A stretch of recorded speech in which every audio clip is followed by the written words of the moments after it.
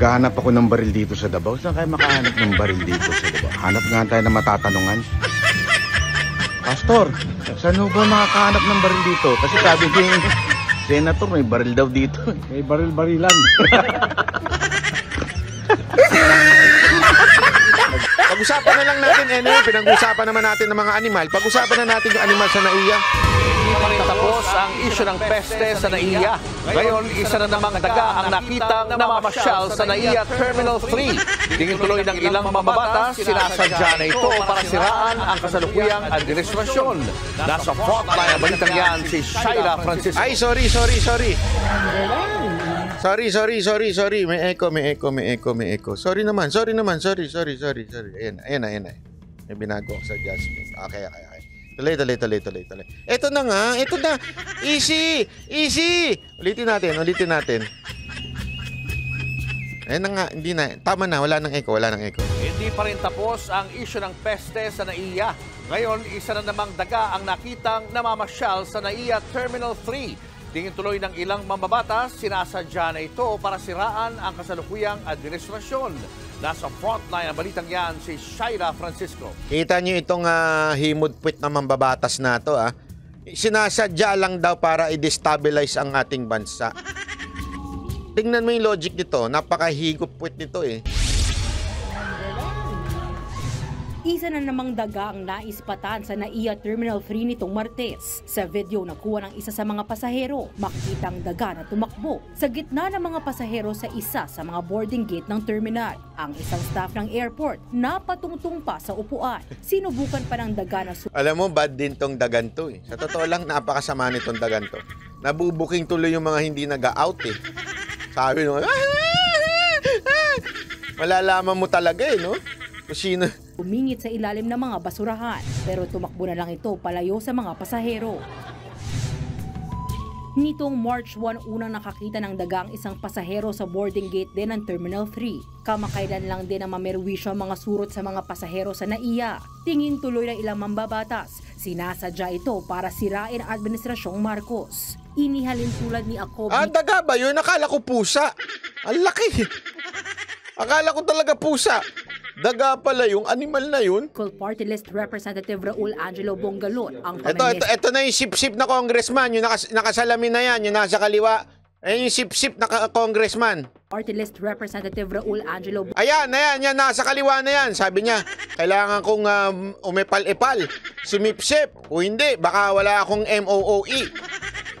Sip-sip! Pasok! Bongalon ang pamemeste ngayon sa NAIA sa Tanimbala scam noong 2015. Napaka-unusual lang ho kasi, no? No? Dahil una, surot, tapos ngayon, daga na naman. Hindi na po natin dapat hintayin na dumating pa sa punto na yung Tanimbala bumalik na naman. Posible po ba na maging destabilization to laban sa present government? Posible po. That is my take. Mali yung take mo. Sablay ka. Ang dahilan niya kasi, ganun din daw yung ginawa noon sa Laglag Bala. Gets nyo? So para mo pinagtanggol si Pinoy. Sa bagay, ako si Bicol. Hindi, alam mo kung bakit pumapil yan si ako si Bicol? Party list. Kasi yan ang kalaban nung tingog. Para meron din siyang blessings. Kasi alam naman lahat, kitingog lang mapunta ang mga proyekto natin. Para may blessings din tayo, kailangan sip-sip din tayo. Sumip-sip sila.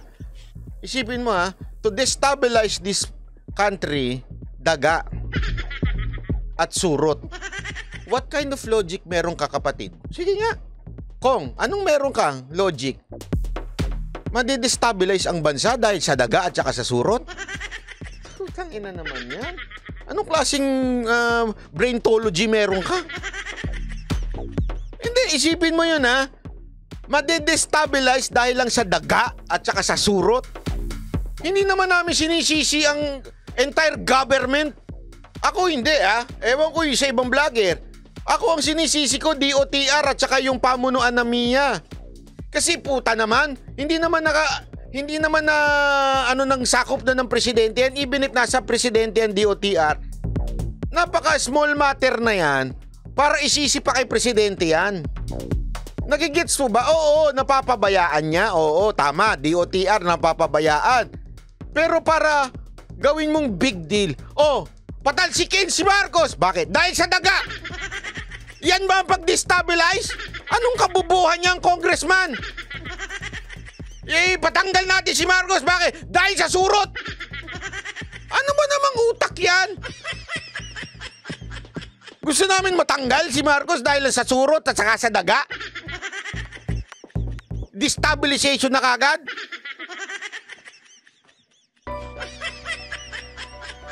Pinaiinit mo ulo ko eh. Mga ganito talaga nagpapakalma eh. Baby, kalma. Huwag mo naman akong bigyan ng dahilan para tabihan ka. Kalma. Totoo naman, di ba? Napakakalukuhan eh. Napakakalukuhan nung sinasabi nyo, Kong. Sasabihin mo, dahil sa daga at saka sa surot, madedestabilize ang bansa natin. Hindi, tingnan mo ha. Tama yung take ni Erwin Tulfo dito eh. Tama yung sinabi niya eh, tingnan nyo. Naman kay ACT-CIS Party List Representative Erwin Tulfo, tanging namamahala lang sa NAIA ang dapat sisihin sa mga peste sa paliparan. Yun naman talaga ang ano dyan. Dapat, kaya nga sinasabi ko sa inyo, may mga bagay, hindi naman lahat katulad ni Maharlika. Na si Maharlika, kahit ano na lang, isisisi kay Lisa Smugs. Hindi ko kami ganun.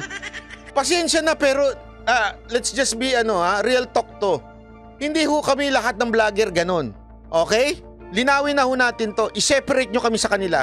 Hindi kami yung tipong may nasagasaan dahil walang barrier na nakalagay. Kasalanan ni Lisa Smugs. Nawala ang tahanang pinakamasaya dahil kay Lisa Smugs. Hindi ganun kami. Tinitingnan namin yung bawat issue. Ano yung issue? Ang issue dito, kapabayaan ng MIA doon sa mga maintenance company na hinahire nila. Sa madaling salita, eto ho yan. Tandaan ninyo may budget. May laki ng budget to maintain an airport. Malaki yung budget dyan. Ang posibleng nangyari dyan, nag-hire sila ng kaibigan, kamag-anak, o anything na may kapakinabangan sila sa maintenance. Ibig sabihin, posible, hindi ko sinasabing meron, posible na there is a corruption. Bakit? Kumuha sila ng mumurahing maintenance.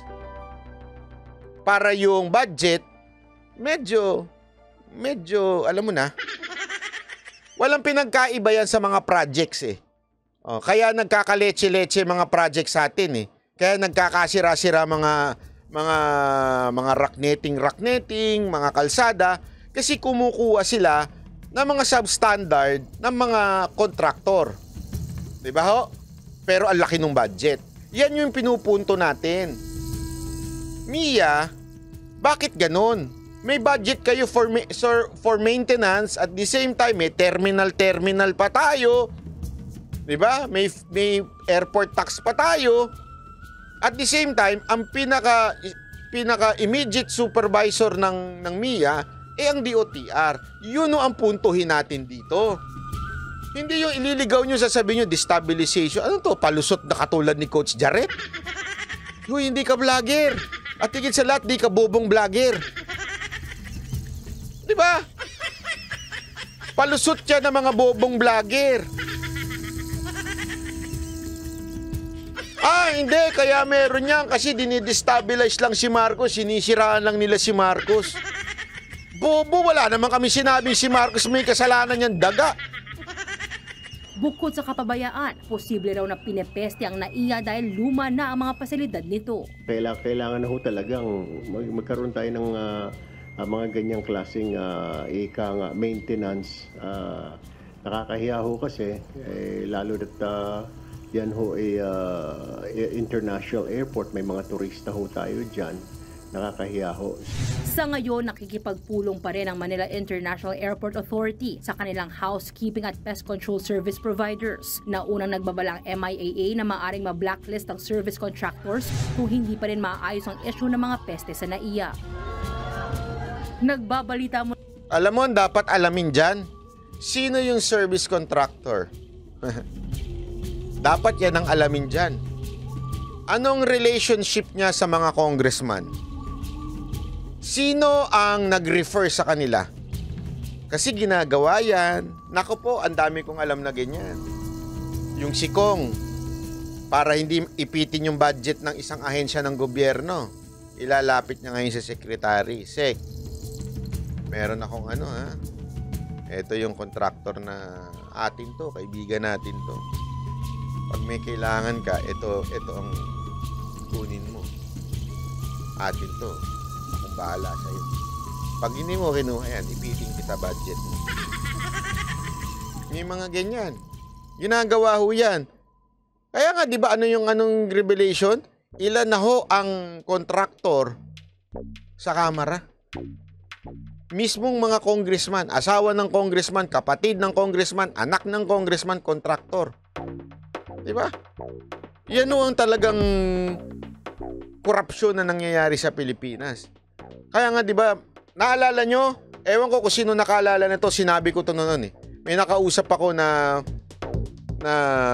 nasa politika din. Ang sabi niya, kasi sabi ko, ano sa tingin mo, sino ang magiging mga kingmaker? Di ba yung mga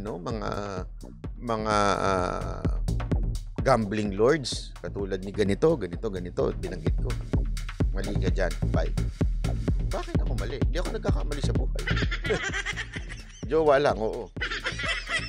Hindi, mali ka dyan. Ang tunay na magiging kingmaker ay yung mga kontraktor. Bakit? Ang laki na kasi ng kita nila. And when you say kita, eto ho, meron akong kaibigang kontraktor. Kahit kailan, hindi ko nilakad to, kahit kanino. May kaibigan akong kontraktor. Actually, ngayon wala na siya doon. Ang kinikita nila noon, milyon, bilyon. Yumaman ito. As in, yumaman ito from a simple assistant. Dahil ng contractor, naging bilyonaryo ito. Ganong katindi sa Pilipinas ang contractor. Sabi lang niya, madali lang naman yan eh. Sabi ko, paano ba may contractor? Bumulo. Gusto rin maging contractor, hayop. Ano ba ang ginagawa nyo? Paano ba? Sabi ko, ano ba ang sistema dyan? Simple lang naman yan. Oh, kaibiganin mo. Para kang may mga alaga. Puta, lupit. Para kami sugar babies, pero sugar congress.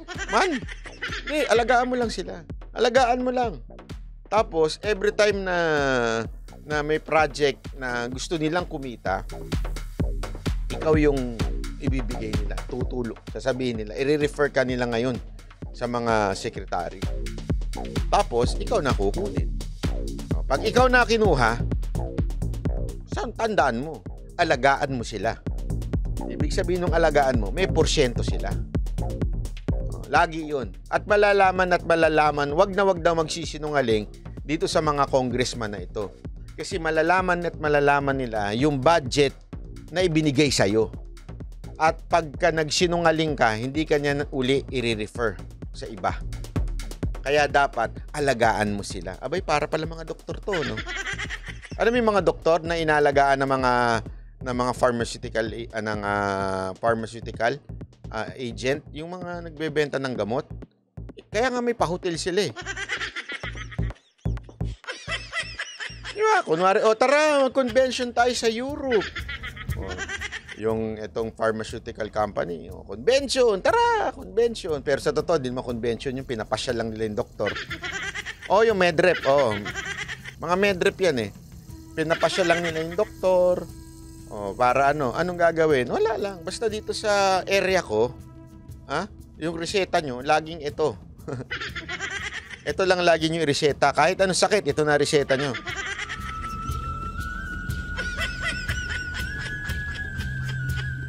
Yun ang totoo. Kaya, alam nyo, ganyan na kababoy sa Pilipinas ngayon. So, in line with that, yan nga yung tinisisi natin ngayon. Yung MIA. Kaya nga tayo naiinis eh. Kesa na umamin, di ba? One time na interview yung general manager ng MIA, yung may hawak ng airport. Kesa na umamin, ano sinabi? Imported yan. Imported yung mga surot.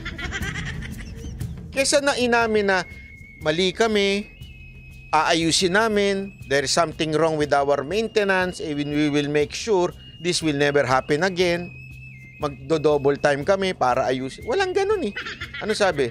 Yung mga surot galing sa ibang bansa yan. May breakout kasi sa ibang bansa.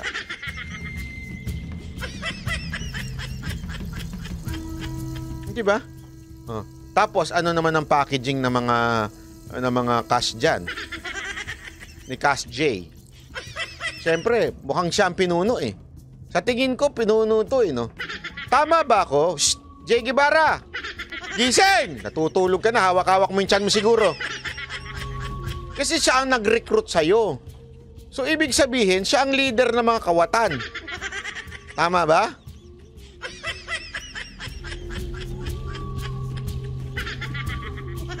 Jay! Gising, oy, Jay! Jay, gising!